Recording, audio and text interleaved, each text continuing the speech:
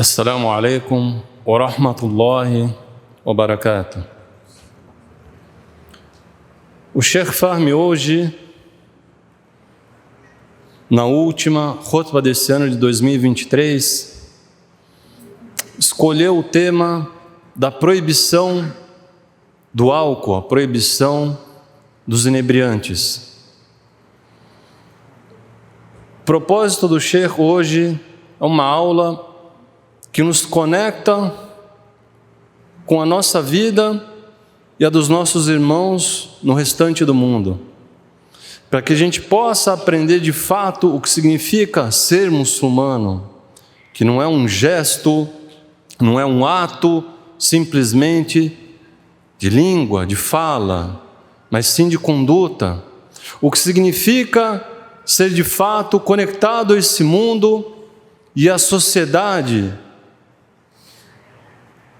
O que significa o Islã, para que a sociedade, principalmente a sociedade brasileira onde nós vivemos, também tenha noção, tenha condições de aprender verdadeiramente o significado da nossa religião, para que não sejam vítimas das distorções, das mentiras e de tudo aquilo que se fala negativamente em relação ao Islã e aos muçulmanos.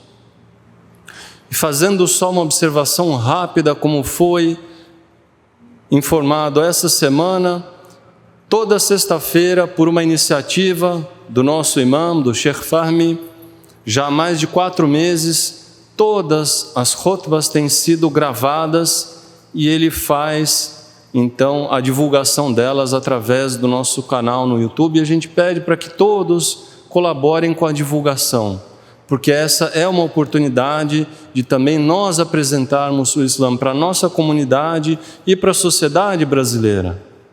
Por muitos anos, nós vivemos com a ideia de que praticar o Islã era viver dentro dessa caixinha, desse aquário, isolados do mundo.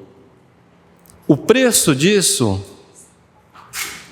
acreditem vocês ou não, mas também é todo o sofrimento que os nossos irmãos passam na Palestina por quase 80 anos. Não muito menos do que isso, nós temos comunidades aqui no Brasil, vivendo de uma maneira bastante fechada, bastante isolada.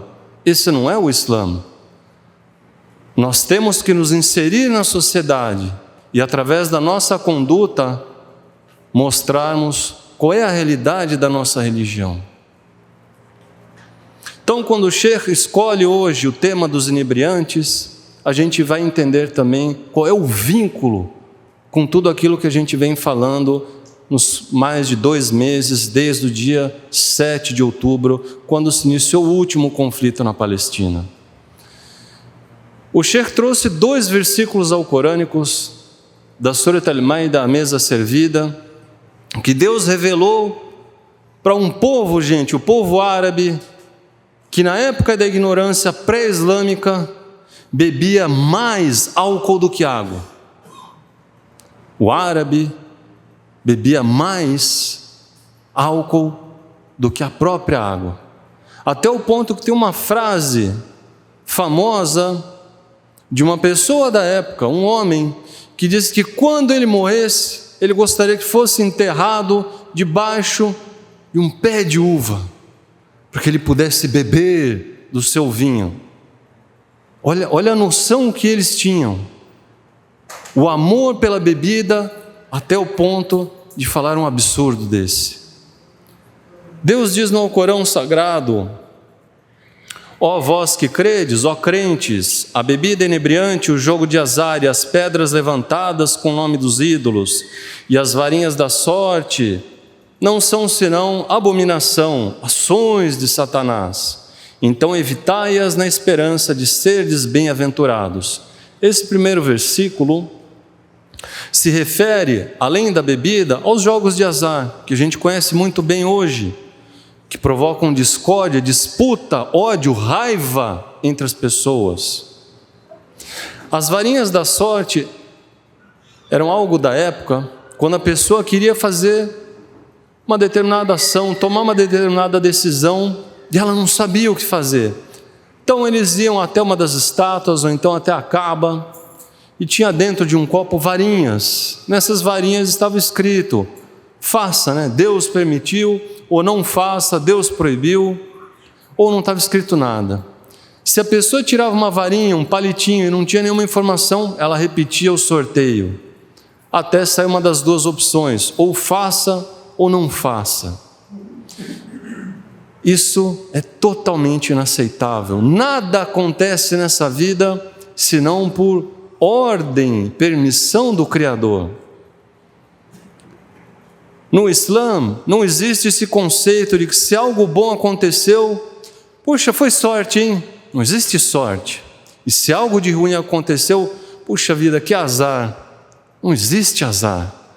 Nada acontece senão por permissão do Allah subhanahu wa ta'ala, de Deus Todo-Poderoso. No segundo versículo, Deus complementa: Satanás deseja apenas semear a inimizade e aversão entre vós por meio do inebriante e do jogo de azar, e afastar-vos da lembrança de Deus e da oração. Então, vocês vão se abster disso? É uma pergunta como um alerta, como uma ameaça para esses perigos.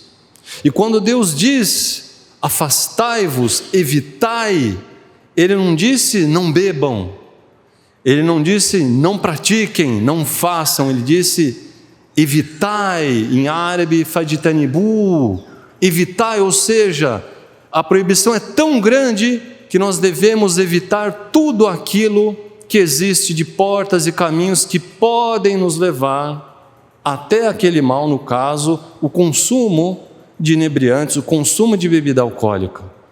E nesse contexto hoje também a gente insere, obviamente, as drogas, que acompanham os vícios mais agressivos que a gente tem na sociedade atual.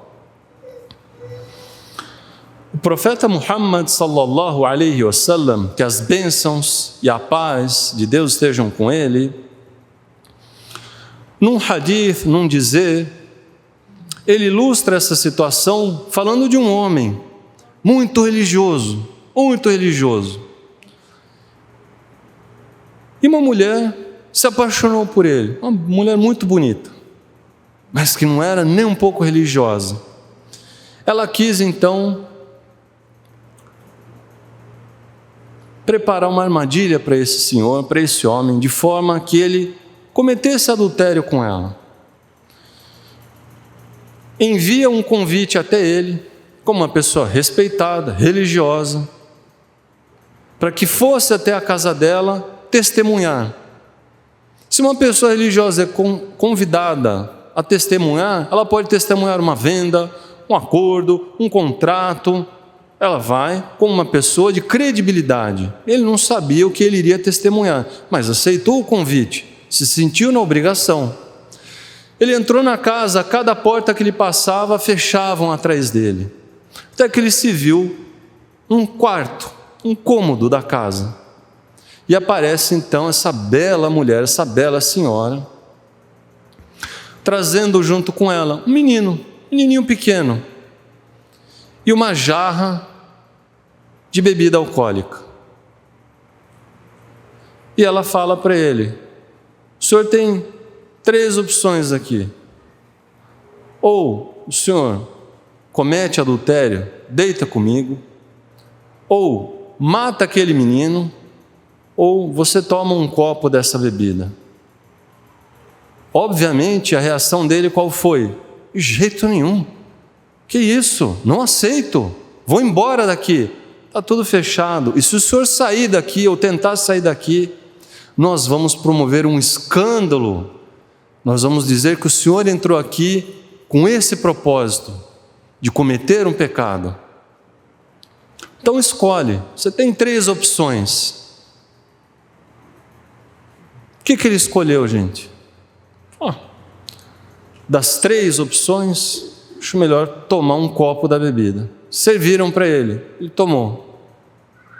Aí tomou mais um, e pediu mais outro, e foi tomando, até que ele ficou completamente embriagado, fora de si, fora da sua consciência, fora do seu juízo. Aí ele comete adultério com aquela senhora e logo em seguida ele vai e mata o menininho. Quando eu escutava esse dizer, antigamente, eu achava ele pesado, eu achava estranho. Como é que um homem vai matar uma criança? Hoje a gente tem aqui, os meninos aqui conosco, vocês que trouxeram os filhos hoje para cá. Lembrem da semana passada, quando o Sheikh Fahmy falou sobre uma senhora, num vídeo gravado na internet, circulando, em que ela, ao ler o versículo do Alcorão, em que Deus diz que as pessoas punidas no inferno, suas peles serão trocadas, renovadas, para elas continuarem perpetuando dentro daquele castigo infernal, e ela achava aquilo pesado.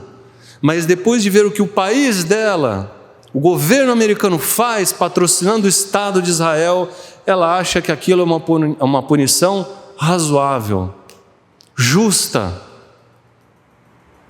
Quando eu escutava esse hadith em que um homem matou um menino porque ele estava embriagado, eu ficava perturbado. Mas hoje a gente vê homens e mulheres de um exército que não estão embriagados e eles matam as crianças, eles atiram nas crianças a sangue frio, eles bombardeiam as crianças por ordem de uma pessoa que também não está embriagada.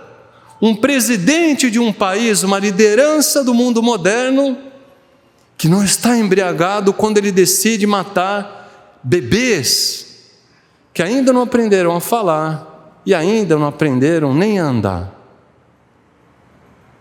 Então essa é a realidade do mundo que nós vivemos.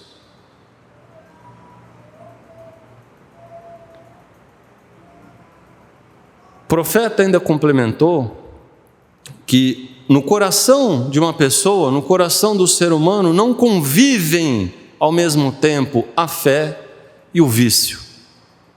Ou um ou outro. Um dos dois expulsa o outro. Ou a pessoa preserva a sua fé no coração, ou ela se entrega aos seus vícios.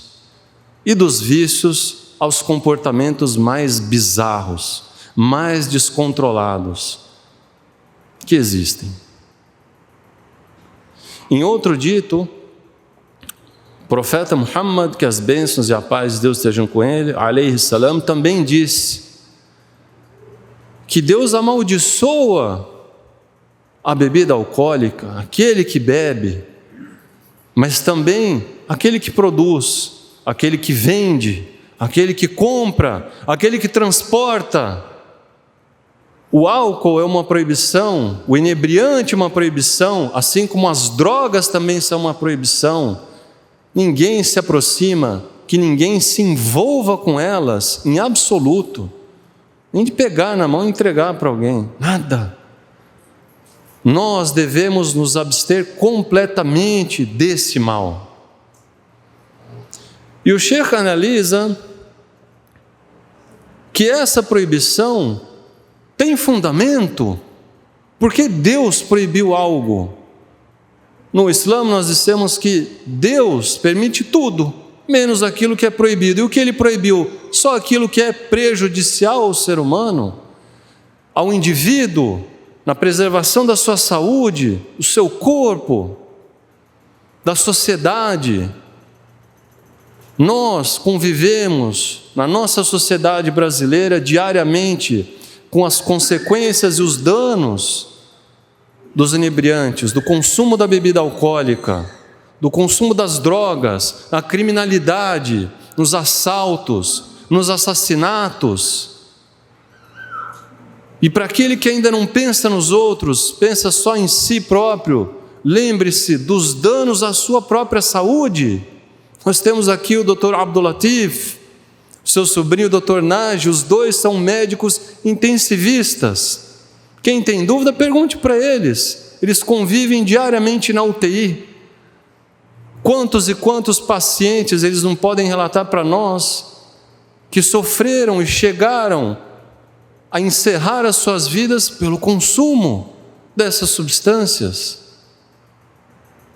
E o Sheikh falou que Deus cria algo melhor no lugar de tudo isso: a água, o leite, as frutas das quais nós fazemos suco, e por aí vai. Por que o ser humano vai buscar algo que lhe prejudica e prejudica os demais?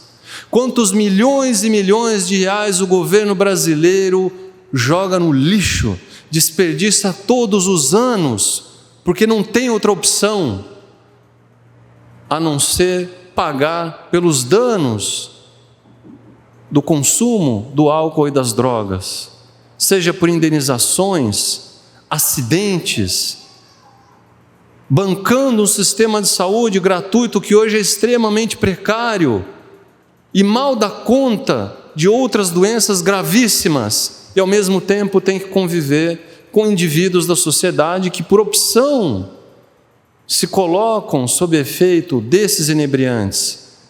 Isso é péssimo para uma sociedade.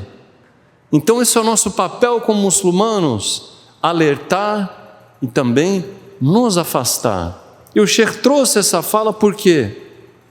Porque nós estamos diante do final do ano, a virada do ano, um momento em que as pessoas celebram, comemoram e abusam do álcool, consomem o álcool descontroladamente.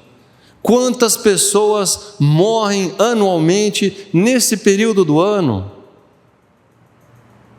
Só na festividade do último final de semana, do Natal, só no estado de São Paulo, no litoral, pelo menos 9 pessoas morreram afogadas. Não necessariamente estavam embriagadas, mas se estivessem, a morte seria uma certeza. Todo ano a gente convive com isso. Qual é o objetivo dessas festividades? Qual é a finalidade de se comemorar algo que pode matar um outro ser humano? E para nós muçulmanos, qual é o nosso papel? Entrar nesse clima de festa? Vamos farrear também? Vamos beber com eles também? Por quê? Puxa, porque eu quero me envolver com a sociedade. A gente precisa se inserir, precisa se misturar de fato, mas preservando a nossa identidade islâmica. O muçulmano não pode ser aquele que participa com a sociedade e fica envergonhado de dizer não quando alguém lhe oferece um copo de bebida alcoólica. Toma um gole, experimenta.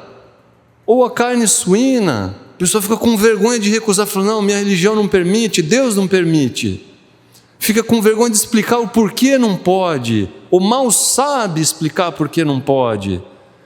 Então, como nós nos dizemos ou consideramos muçulmanos de fato, se nós não sabemos definir a nossa identidade islâmica? Como é que o brasileiro ou não muçulmano em geral, ele vai enxergar o Islã e a identidade do muçulmano, se nós não sabemos colocar essas diferenças, mas com elegância, com educação, com simpatia, com carinho, com conhecimento?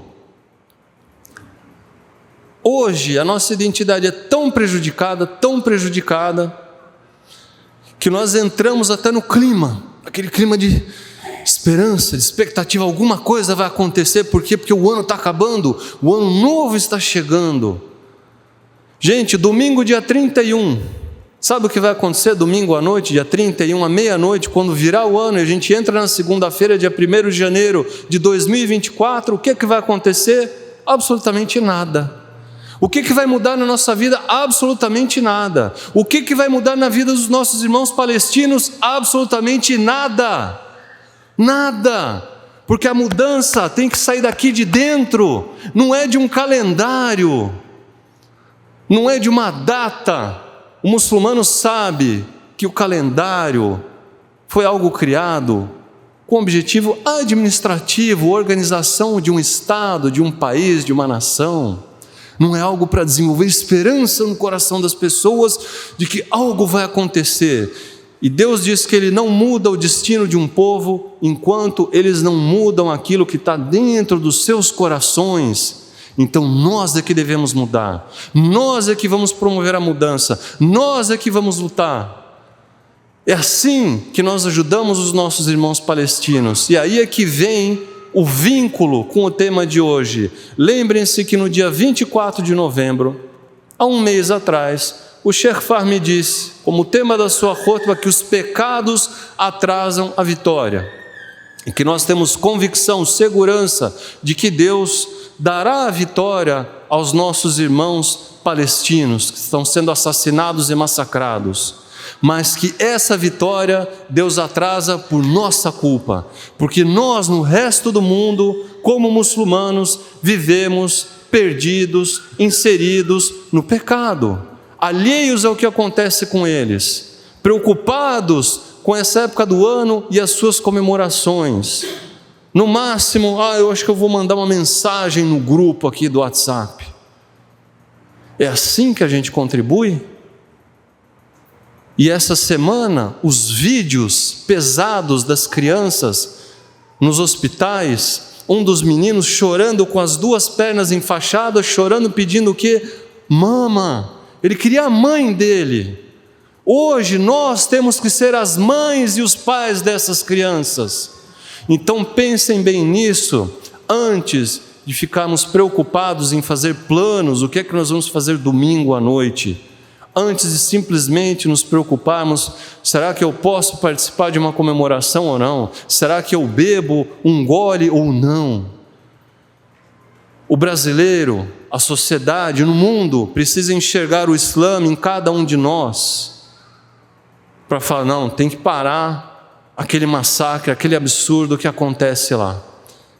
Eles estão em silêncio, porque a nossa boca está tampada, porque o nosso comportamento não é sincero, não é leal, nem com os nossos irmãos lá, nem entre nós aqui, e muito menos com o nosso Criador, Deus Todo-Poderoso. Que essas palavras cheguem até as mentes e os corações dos irmãos e as irmãs, que nós sejamos capazes de fazer as devidas reflexões e nos abstermos de tudo aquilo que Deus proibiu, em nome da fé, em nome da luta pelos nossos irmãos palestinos. Muito obrigado pela atenção. Assalamu alaikum wa rahmatullahi wa barakatuh.